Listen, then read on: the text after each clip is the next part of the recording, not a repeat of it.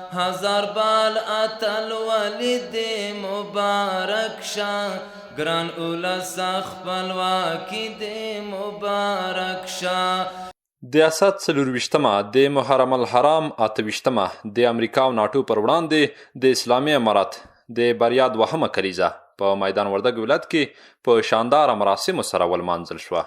په همدې پار جوړې شوې غونډه کې چې د ولایت د مسؤلینو سربیره دیني عالمانو، قومي مشرانو او ځوانانو ګډون کړی و، د مجاهدینو له سرښندنو او شهادتونو یې ستاینه وکړه او چارواکو له ملت نه وغوښتل چې د نظام په ساتنه کې له اسلامي امارت سره خپلې همکارۍ ته دوام ورکړي.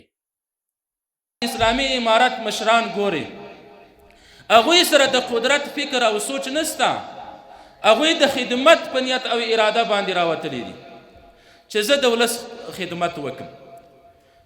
نورونو د نظام د حفاظت دپاره به سعی کوو.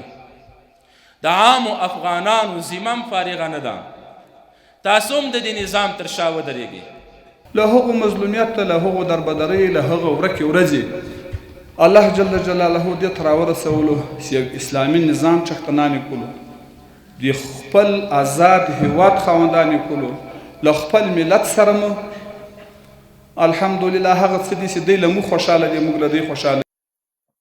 د دغه ولایت مسؤلینو د اسد 24مې د اسلامي امارت بریا او د ناټو یرغلګرو د ماتې او ازادۍ په اهمیت خبرې وکړې او دا ورځ یې د افغانستان په تاریخ کې یوه زرینه ورځ یاده کړه.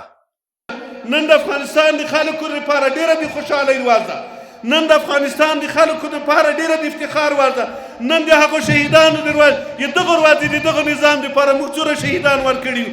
هغه ارمان د کونډو د یتیمانو چې د وخت د انګریز نه چې دویم جنګ دغه د وخت د انګریز نه چې 80 کاله کېږي شهیدان ورکړل شوي دي، د روس په وخت کې ورکړل شوي دي. الحمدلله د ټولو غرض و غایه نن د افغانستان د امارت اسلامي په هغه کې پوره شوی دی. د ویلو ده چې 1400 هجري شمسي کال د اسد میاشتې په 24مه چې د محرم الحرام له 28مې سره سمه ده، امریکا او ناټو په افغانستان کې ماتې وخوړه او خپل ځواکونه یې له هېواد څخه وویستل چې له دې سره افغانستان یو ځل بیا خپلواک او د اسلامي نظام خاوند شو.